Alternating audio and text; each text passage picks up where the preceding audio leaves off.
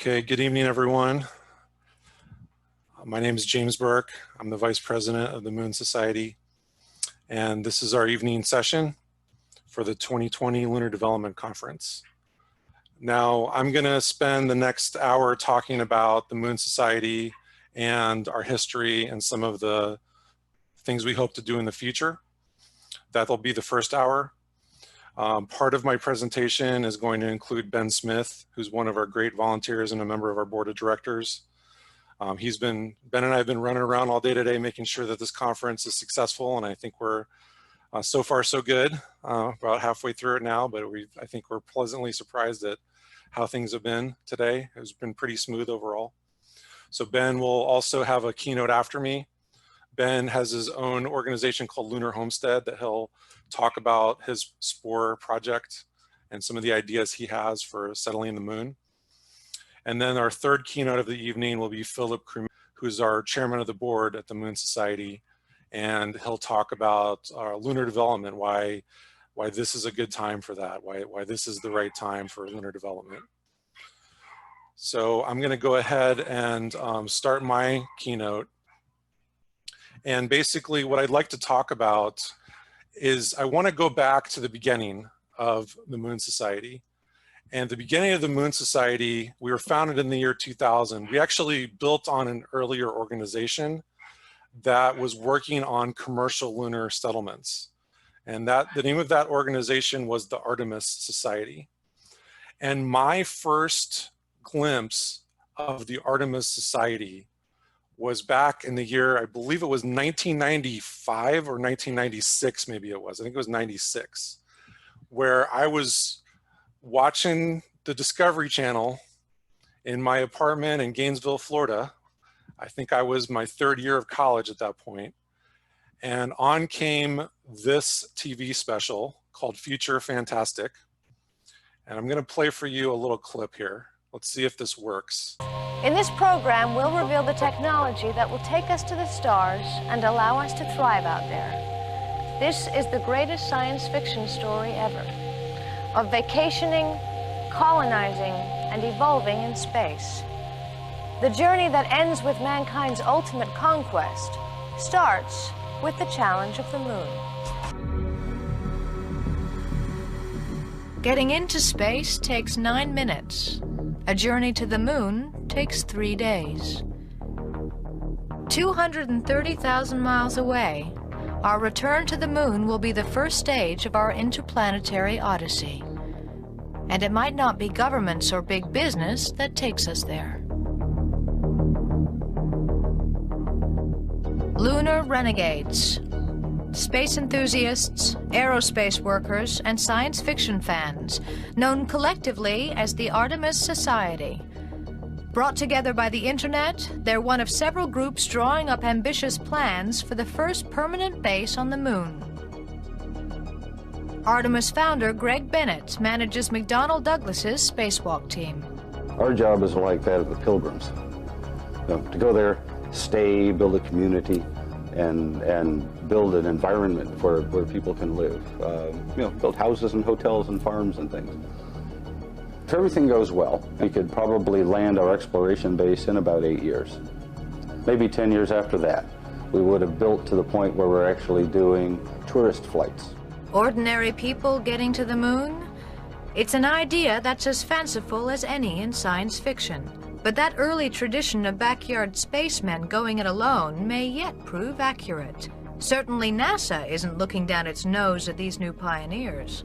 Ultimately, people, individuals, and groups with their own individual agendas will be the motivation for exploration of space. Remember that the early explorations of the American West consisted of outposts, even individuals doing exploration. And probably in another 20 years, they will have access to the technologies for the transportation into space. When the Apollo crews first saw the Earth rising over the surface of the moon, they were just awed. And we can provide an opportunity for anyone to see that same spectacle and witness the Earth floating in space. My own fantasy for developing the moon is to make it analogous to some place like Hawaii, a vacation paradise. June 1996. The Artemis Society draw up a business plan for the conquest of the moon. Their ambition is to raise the money by selling the movie rights. The technology needed to build a moon base has been around for years, but it doesn't come cheap. Total cost of mission, $1.4 billion.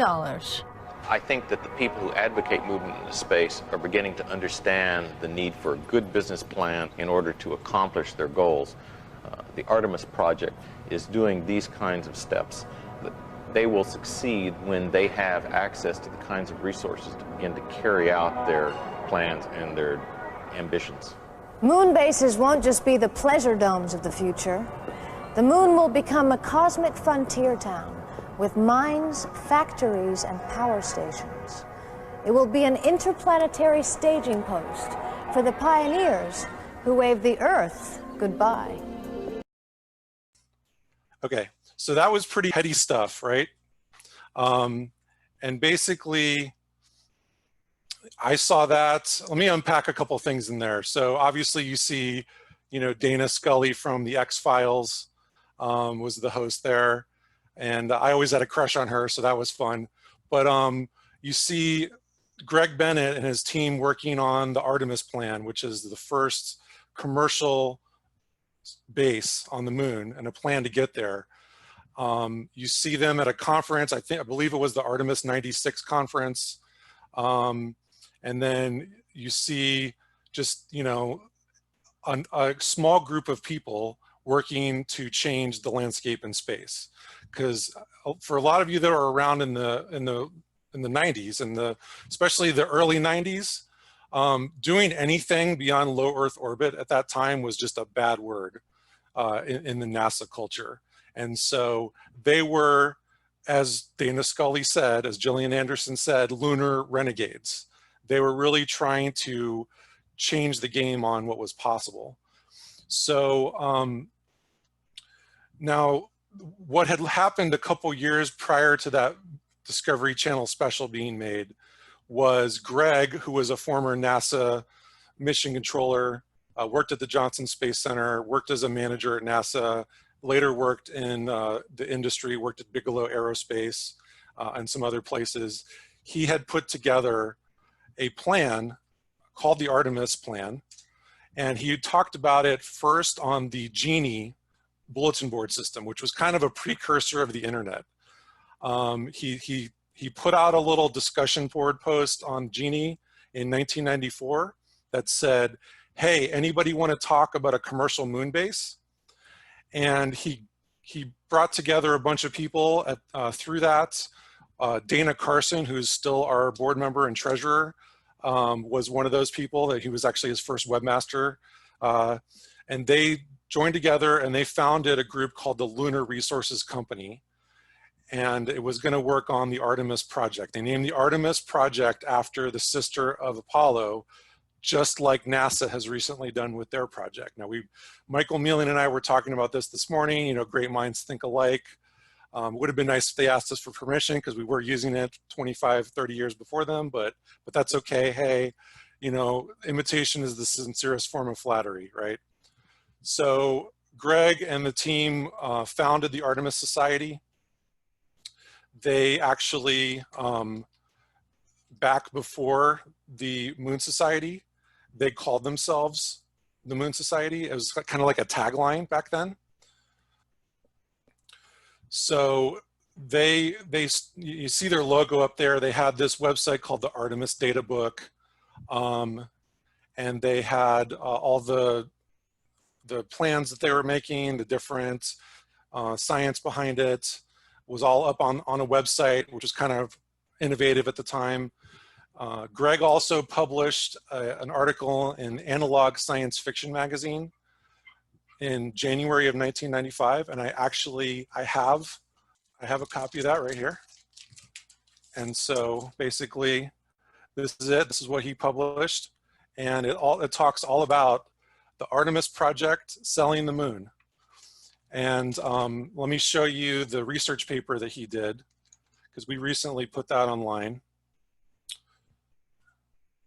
And this is basically the same article from Analog. We've digitized it just in the last few months, in the last year. But he has all the different engineering diagrams.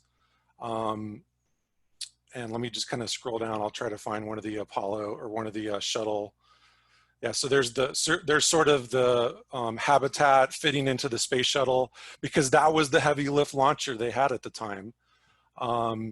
And they had a design for a mission where it would be 2 shuttle flights to get the hardware up into low Earth orbit.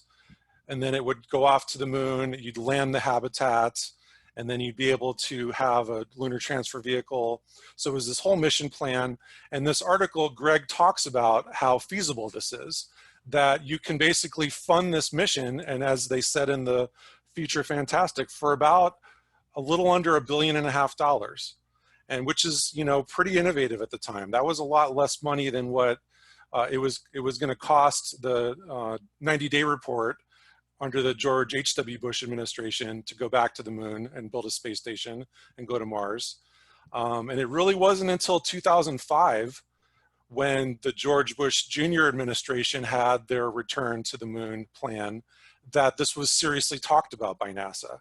So this is, you got to remember, back in that era, this was Lunar Renegades. And so the Moon Society, we basically started out of this. And we grew out of the Artemis Society International, which was the original membership organization, founded in 1994. At the time, in the late 90s, they saw the Mars Society starting up, and they thought they needed kind of a rebranding. And so instead of just renaming the Artemis Society, the Moon Society, they decided to start another organization, a new organization. And at a conference in the year 2000 in July, so 20 years ago, they had a conference, and I was there, to found the Moon Society. And we wrote the bylaws of the organization that we still use today. Greg was the first president. I had started working on their website, and I had been around Artemis a little bit, had also been around the Mars Society and NSS, and they decided to make me the vice president. I was very surprised by that at the time. Let's see, in 2000, I was 24 years old. Big opportunity for me. They also had Peter Koch, who had been publishing the Moon Miners Manifesto since 1986. He was at the conference. He later became our 3rd president of the Moon Society. And I'm currently working with Peter to publish his 2nd book called A Pioneer's Guide to Living on Mars. The Moon Society, over the last 20 years, some of our accomplishments have been helping with the International Space Development Conference with the NSS. We had a series of awards called the University of Luna Awards that we started in 2007 at that conference. We established 3 encyclopedias online that use wiki technology, kind of like Wikipedia. Those are called Lunarpedia, Marspedia, and Spacepedia. And I'll have a talk tomorrow with Ben about Lunarpedia. Some of those are, the Marspedia one in particular has gotten a lot of momentum in the last couple of years. So we're really hoping to take those forward in a big way. They're very interesting projects for volunteers to work on, for students to work on. And then in the last couple of years, Michael Mealing became our president. Michael, you met him this morning. He's the general partner at Starbridge, and he co-founded Maston. He's a great space professional, great business guy, and he became our president, and I rejoined as vice president, and we were able to publish Peter's first book, A Pioneer's Guide to Living on the Moon, which I'll talk about a little bit more. And then what we were able to do in January of this year is really bring this all full circle, because the Moon Society, the sort of child organization or successor organization, has become so successful by having good fiscal management and our good membership base. We were actually able to go purchase our parent, the Lunar Resources Company, which was a for-profit company founded in 1994. We were able to go to the original stockholders and buy up their shares, and also get all the rights to the intellectual property of Artemis Project back in the 90s. And so now we've actually merged the three organizations together to be the lead organization, which is the Moon Society. So we're a nonprofit space activist organization. We're always going to be a nonprofit. We're focused on going out into space, building a community on the moon, but we now have sort of a for-profit portfolio of, we could do things like an online store called Lunar Traders. We have all the Artemis Project materials. We have all the Moon Miners Manifesto archive and Peter's. We're still working with Peter to do some new projects. So now we're kind of poised for the future. We've got all the assets of that 25-year history, and we're ready to go for the future. So let's talk about what the goals are now that we're going to move forward. And this is what the Moon Society was originally established to be, and this is what we are. This is in our bylaws. We are focused on helping humanity become a spacefaring civilization, communities on the moon, but not limited to that. We definitely are supportive of communities in the Earth orbit, colonies on Mars, and the rest of the solar system. We also want to have a strong promotion of private enterprise with those activities, including the research, exploration, development, and habitation of the moon. We want to bring together, as we're doing at this conference, all the government, industry, and educational institutions and the general public for the exchange of information about the moon. So this conference is a big checkbox on that third goal there. And then finally, we want to promote collaboration between the various groups. And we want to find synergies with all the other space organizations out there. And Rick Tumlinson, who will be giving a keynote tomorrow night, was the founder of Space Frontier Foundation, the founder of Earthlight, and the New Worlds Institute. That's a shining example of us working together with the other space groups. And so we want to do more of that. So again, some of our recent projects in the last 3 years, we've been working on the Pioneer's Guide series of books with Peter. We have the wikis, Lunarpedia and Spacepedia. We've partnered up with the Mars Society, and they've taken the lead on Marspedia. And so we're still sort of helping out with that, but we're going to focus our effort as an organization on Lunarpedia. And then Spacepedia is kind of a more long-term project. We hope that that is built out to have all the historical information about the golden age of space, all the Mercury, Gemini, Apollo shuttle missions, and the future as well. We do have chapters at the Moon Society, like other space organizations. Some of them we do share with NSS, but we still consider us having a chapter set of partner organizations, and we want to actively grow our chapters. We want to help them sponsor outreach activities. And so things like going out to schools, setting up tables at space events, and talking to the general public about the moon, about space. We want to be all about that. A lot of us, as I mentioned, were helping out with ISDC this year. Unfortunately, it was canceled because of COVID. We were planning on helping with the Mars track and the moon track. We had lined up a few speakers in that effort. So we want to do that again next year. We want to help out with that conference. But then also we were able, because of the opportunity of ISDC being canceled and everybody being at home with COVID, that this would be a great year for us to relaunch the Lunar Development Conference, which we used to participate in back in the day with Space Frontier Foundation. And so today you're seeing us be able to do that. And we're planning on doing this as an annual event now. And so here's the books I mentioned that we're working on with Peter. So we put out Peter's first book 2 years ago. That was a Herculean effort of editing. That book is 700 pages. It's got all of his wisdom about settling the moon, different types of technologies, different mission concepts. He talks about different goals of that we should have as the Moon Society and other groups. Some of the things that Doug talked about this morning with analog moon bases, Peter also talks about. He actually led a crew at the Mars Society's Mars Desert Research Station that was focused on the moon. Peter was the commander of that. We called it Moonbase Alpha. And so he talks about that in the book. And so this was a great effort on ours. And we've had that book out for 2 years. It's available on Amazon in both an ebook version for $9.95 and a print version for $20. And that's a pretty good deal for a 700-page book about space technology. So you can find the links to that on our website, lunartraders.com. Now, I've been involved with Peter on getting his second book out for the last 9 months, and we're about 90% done right now. That one's focused on Mars. Again, it's a lot of his writings from Moon Miners Manifesto focused on Mars. He talks about railroads on Mars, all kinds of Mars colony technology, architecture, designs. And so that book will be out in about a month. We just put the pre-orders up on Amazon a couple days ago.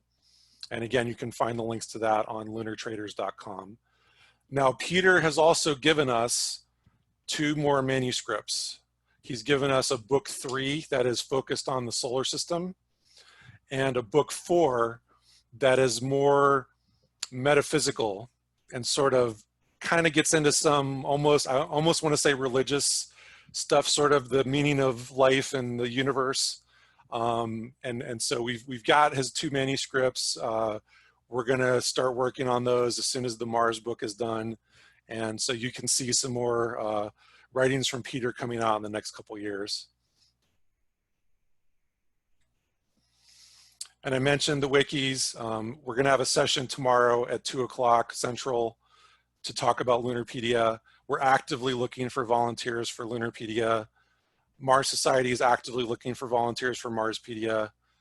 And if you want to help out with editing articles, if you want to help out with writing new articles, contributing stuff you've already written, for Marspedia, we had an opportunity to get some great encyclopedia style articles from Nicole Willette, who was the Mars Society's former education director, and she had worked on some Mars-related articles for a book that was going to come out from National Geographic.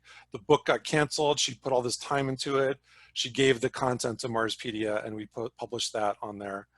And so we could do stuff like that. Now, the one thing I will say is these are meant to be public domain works. And the reason, I'll go into some more of that at the session tomorrow, but the reason for that is we want these to stand the test of time. We want these to be real resources that people use in the future that aren't encumbered by licenses and trying to get permission and things like that.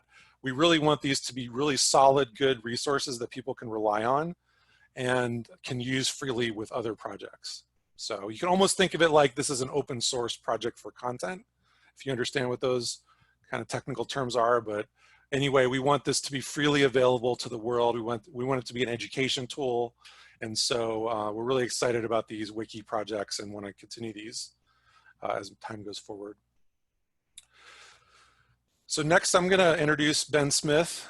Ben is one of our board members, and he's been instrumental in helping us add to our project portfolio for the last year or 2. So Ben, you want to go ahead and turn your video on? There you are. Hey everyone. Thanks, James. I'm Ben. I'm the Moon Society Membership Coordinator. And I just wanted to quickly go over 3 of the programs that I'm currently working on. So this is the first one. This is the Partners Program.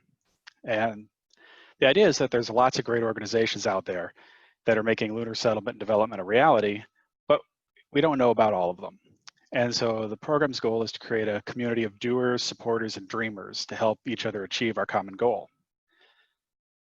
And there's 2 main objectives for this program. The first is to provide our members with unique volunteer and learning opportunities with our partners.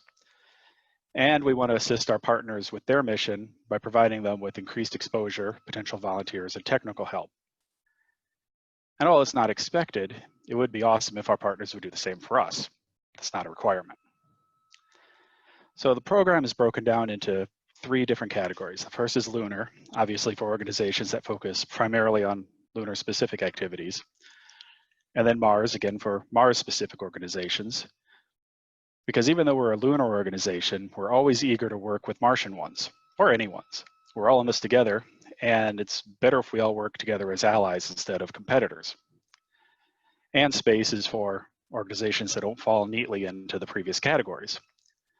And it's a pretty simple program. You just email me, let me know you're interested in having your organization to be a partner with us. And I'll create a page for your organization on our website, and I'll let our members know, and we'll put it on social media, and we'll figure out ways that we could help each other succeed. And these are informal partnerships. No contracts are needed. We don't need to go through our board or anything else. Just how can we help you, and hopefully how maybe you can help us, and we can all succeed. And the second program I'm working on is the Mare Crisium virtual chapter. And we've been kicking this around for a while. Physical chapters are hard to start, and they're hard to maintain, especially with a pandemic. So we've been thinking about offering a virtual online chapter for everyone in the world to participate in, regardless of where you're located in. And it'd be a place where you can interact with other lunar enthusiasts or space enthusiasts, or don't interact at all and just lurk and, enjoy being with other people. We don't judge, just whatever makes you happy. So we're going to hold this in our Slack workspace, which I think everybody was given access to. We're still figuring out all the details, and honestly, we want to see how much interest there is before we put a whole lot of time and effort into it, because I know from experience that it kind of stinks to hold a meeting and nobody shows up. We haven't tried something like this before, so we're just going to kind of learn as we go, and we could really use some help because there's not a lot of volunteers, and we need more. So if you're interested in joining a virtual chapter, can you kick it back just a second, James? Thanks.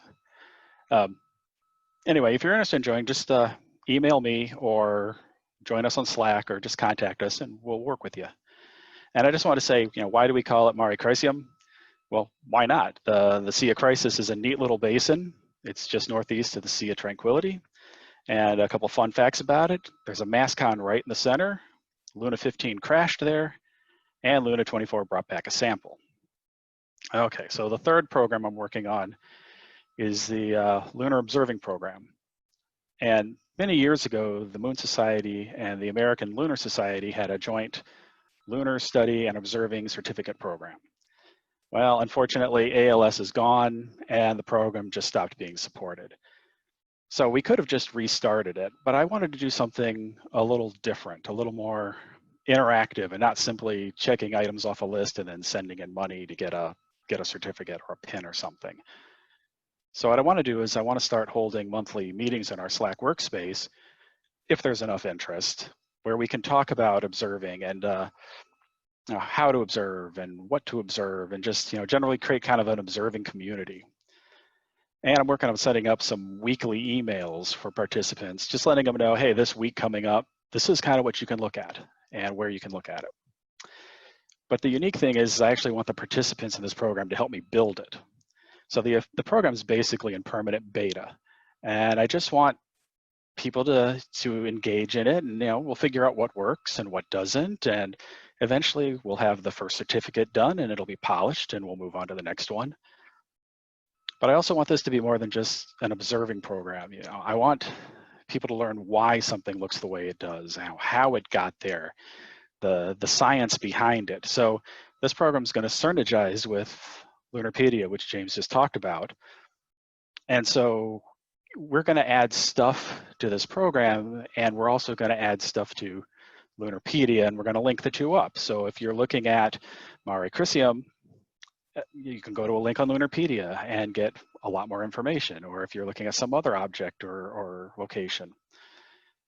And finally, I'd like us to be able to put together some teacher plans and resources so students everywhere can learn about Luna and look up at the sky and experience the wonder that most of us do. And it's going to take a really long time if I'm basically doing this all on my own.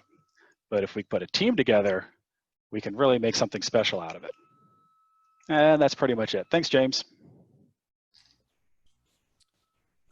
All right, thank you, Ben. So the next thing I want to talk about is another one of our projects, which is Lunar Traders. Now, for those of you that are conference attendees, we have a t-shirt for the conference. It's a Hanes tagless. It has our conference logo on it. And if you're interested, there's a coupon code you could use to get 10% off. It's the same one that you use to get into Eventury, but go check that out. We're actually adding more products to the store as time goes on. We have a couple things in there now. We have a mug with the Moon Society. We have a couple other t-shirts. We have Peter's books. But we want this to be something that our chapters can use, that we could use to raise money for the Moon Society for our projects, and just kind of have cool stuff that you could use for conferences or events. We will have options for people to purchase things at cost. This is not just a commercial sort of retail store type of project. This is also something where we can deliver products to our chapters and partners. And so, and then one thing, we are working with NASA to try to get some NASA branded products right now too. So we're excited about that. And then next, so this is the big sort of reveal for tonight. I want to talk about our moon-based design contest. So we thought that with the history of Artemis Society and the Artemis Project, and now that we've been able to merge with Artemis, that now is a good time to sort of reboot the Artemis plan. This was codenamed for us Artemis 2.0, but now that NASA has appropriated our name and use it for their lunar program, which we're huge supporters of, we figured that we would kind of take a different tactic and say, why don't we open this up as a design contest? Instead of us, you know, the few of us that could design a moon base and start promoting it, let's open it up to the community. Let's see if the community can give us the best possible design. And so what we're going to do is we're going to have a contest that lasts for about 6 months. The deadline is January 31st of next year. And we will have a $1,000 first prize. We'll also have second and third place prizes. And this is open to everyone. It's open to university students, to lunar researchers, to the general public. It's open to people in the US and around the world. We're not going to discriminate about what designs we get for this contest. The entrants for the contest will continue to own copyright on their material. They're not giving us the copyright, but they are giving us a non-exclusive right to publish it. So they'll still be the owners, the authors of the plan. We will credit them, credit where credit's due, absolutely. But we will also have the ability to use those plans for our own publishing projects, for our own promotion projects. And honestly, we just want to get behind the best ideas out there. We want to promote the best ideas that people have for getting back to the moon. And so one of the things we'll be doing is taking the top finalists and publishing them into a book, into an ebook. We will put stuff up on Lunarpedia. We want to do something like a lunar concept gallery or a lunar mission library up on Lunarpedia. And so anyway, that's kind of what we're excited about announcing tonight. We will follow this up with more details tomorrow in an official news release on our website. But I did want to preview for you the scoring criteria. These plans will be scored on 5 factors. They'll be scored on engineering, economic, architectural, society and culture, and management and politics. So what do these mean? So engineering, I mean, it's very important that these are realistic plans, that they're using real life technologies. They're not using blue sky, futuristic science fiction technologies. These are actual engineerable technologies that we can do today with today's technologies and processes, or those in the very, very near future. Economic, we want this design to be fiscally feasible. We want to be able to cost it and see how it could be funded. We want to know if this idea of setting up a moon base could generate income of its own. That was one of the big pillars back for the Artemis project in the 1990s. Greg Bennett wanted to sell the movie rights and sell entertainment rights and do things like a reality show. And there were others at that time that were thinking about doing that for the space station Mir, if you remember. And so I don't think history's proven that out to be a great idea that was successful, but I think there, time will tell if that is something that may fund a moon base or a space mission. Certainly there was some news about Tom Cruise going up to the ISS with SpaceX recently. I thought that was very interesting. But anyway, economic, we want to know not only can we cost this plan, but also what income is it going to generate as part of it. Third, architectural. Many of you might be familiar with the Mars City Design Project. Vera Mulcahy and her entrants do that design contest. I would, in my opinion, that one is more artistic than nuts and bolts engineering. There's a lot of like really cool looking colonies that they design, but and there is a place for that. We want our moon base to be a beautiful place. We want it to have good architecture, to make sense to live in, to be well thought out.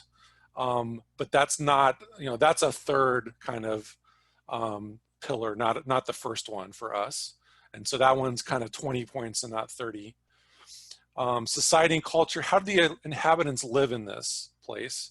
And and even importantly to me, what would a tourist want to visit there? If I'm a tourist and I'm going to go to the moon, why would I want to go to this moon base? And then finally, how is this moon base governed and what is its relationship back to Earth, governance and Earth relations? So those are the 5 factors. We'll have more details on this in our announcement, but we're excited to be rolling this out tonight. And we look forward to a lot of good designs coming in and everyone's participation. We also will have an open call for judges of this. And so we'll have more news on that closer to the deadline. So this comes to the end of my talk, and I want to leave a little bit of time for questions, but I would be remiss if I didn't mention the passing of 2 of our longtime members in the last year. Scotty Gammenthaler was our chairman emeritus. He was somebody that was the heart of the Moon Society since the beginning. He was our treasurer, then he was our assistant treasurer. He kept our financial statements accurate. He made sure all of our tax returns were filed. The guy was really a machine. He was a great engineer. He lived in Texas, where we were also founded out of and registered out of.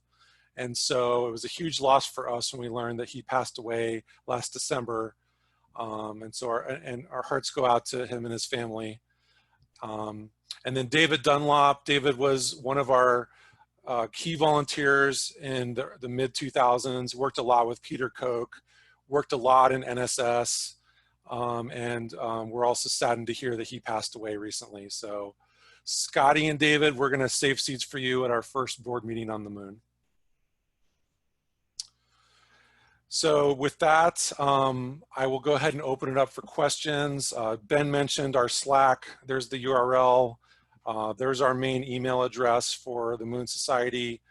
If you guys have questions, why don't you go ahead and use the Q&A panel for Zoom there in the middle.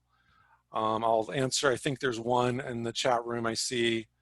Does the contest have the expected size of base, number of people, cost, and time frame? That's a good question. I'd say we're talking about a smaller base. We're talking about an initial human base, an initial permanent base. It's not a city-state on the moon. It's not a huge colony with hundreds of people. We're talking about maybe less than 20 people, could be as few as 4 or 5. And then cost as low as possible. We want this to be a commercial project. We don't want this to cost hundreds of billions of dollars. And then time frame within the next decade. We want this to be a realistic plan that we can actually achieve. So thanks for that. We can clarify some of that when we do the news release. Any other questions?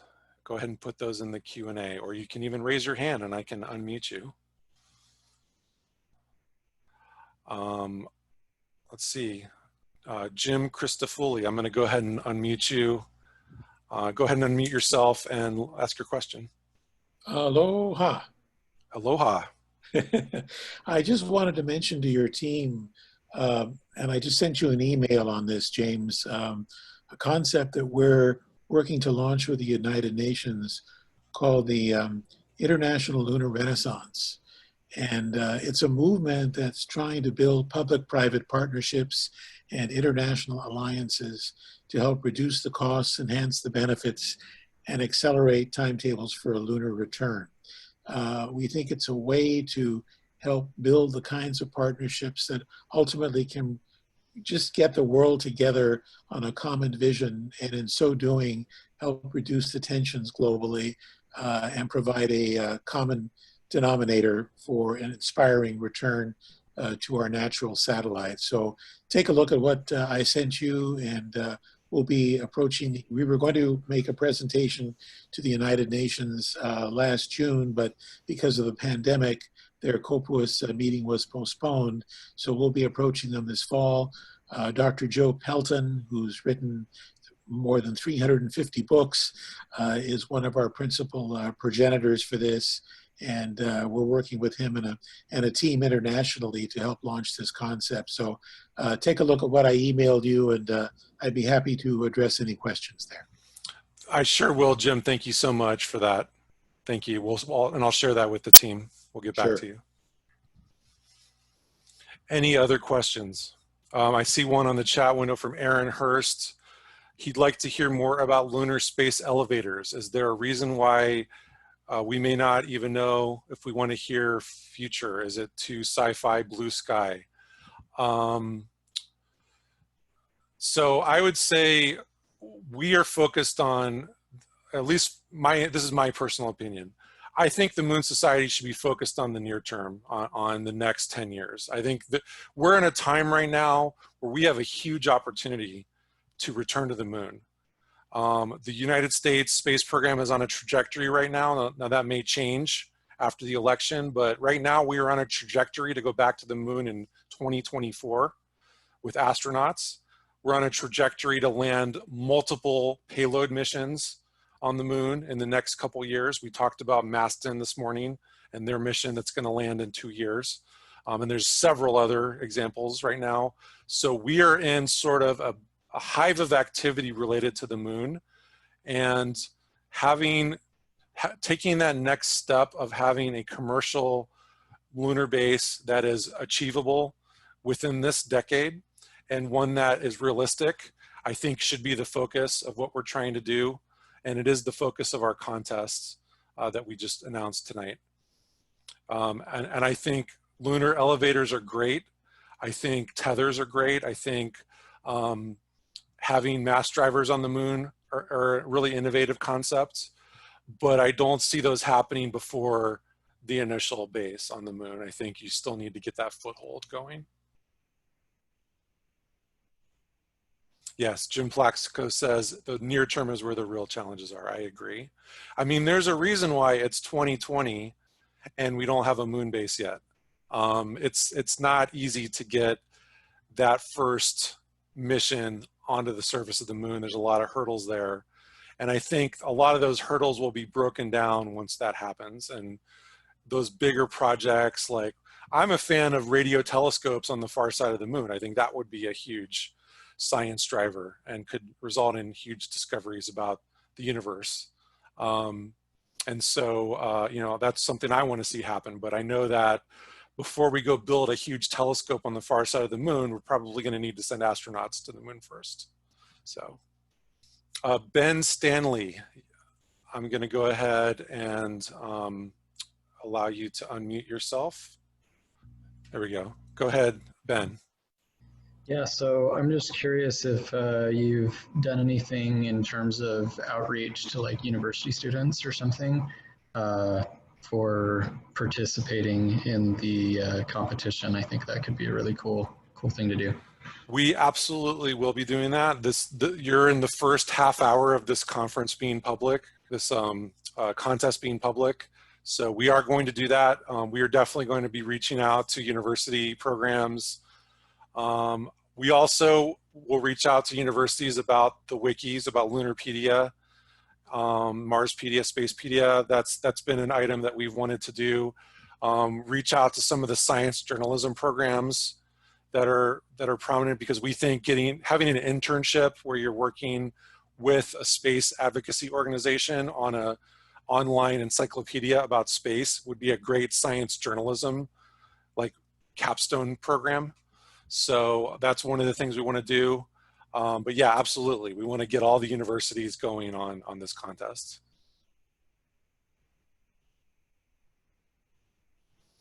Any other questions? And I think I'm just about at time for my hour. So if there's nothing else, then I will say thank you to everybody. I'm gonna turn it over to Ben Smith, and he's gonna go take you through his SPORE presentation for the Lunar Homestead.